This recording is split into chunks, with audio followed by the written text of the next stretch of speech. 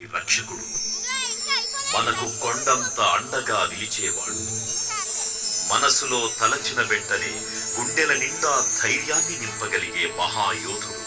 అభయహస్తంతో ఎల్లవేళలా మనల్ని కాపాడే ఆ పవనపుత్రుడిని ఇప్పుడు మనసారా స్తుతించుకుంటూ శ్రీ పంచముఖ ఆంజనేయ స్వామిగా అవతారమెత్తిన కథని దృశ్య రూపంలో తిలకిద్దాం రండి.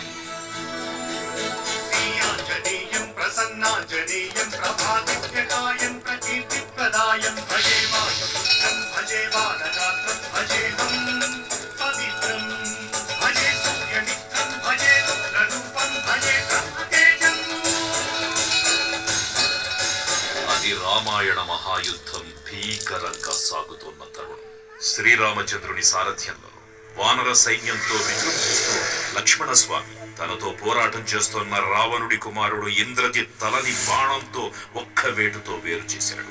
ఇంద్రజిత్ మరణ వార్త విన్న రావణుడు ఆవేశంతో ఊగిపోయాడు. ప్రతీకారం కోసం పాతాళ లోకాధిపతి తన సోదరుడు అయినటువంటి మహిరావణుడి సహకారం కోరాడు. ప్రభాతంబు సాయంత్రమీ నామ సంకీర్తనల్ చేసి నీ రూపు వర్ణించి నీ మీద నేదండ కరుణించేయ నీ మూర్తి గావించి నీ సుందరం పెంచి నీ దాసదాసుండనై రామ వస్తుండనై నిన్నునే గొల్చెదన్.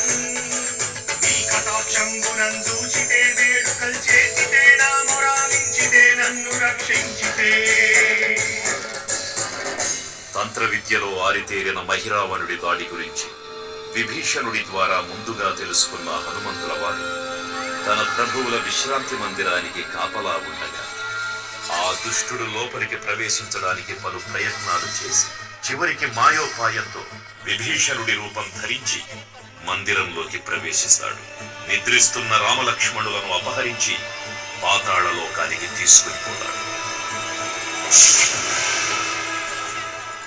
అంజనాదేవి గర్భాన్మయా దేవతి నిత్సనేరంతవారన్ దయాశాలి వై చూచియుందాతవై దూచికదన్ నిల్చియున్ తొల్లి సుగ్రీవకు మంత్రి వై స్వామి కార్యార్థవై ఏగి శ్రీరామ సౌమిత్రులను చూచి వారి విచారించి సర్వేసు పూజించి యప్పాను సంబంటు గావించి వాలిని సంపించి కాకు సచిలకుంటు పాదృష్టి వీక్షించి దుష్కింధకే తెంచి శ్రీరామ కార్యార్థమై లంకకే తెంచియున్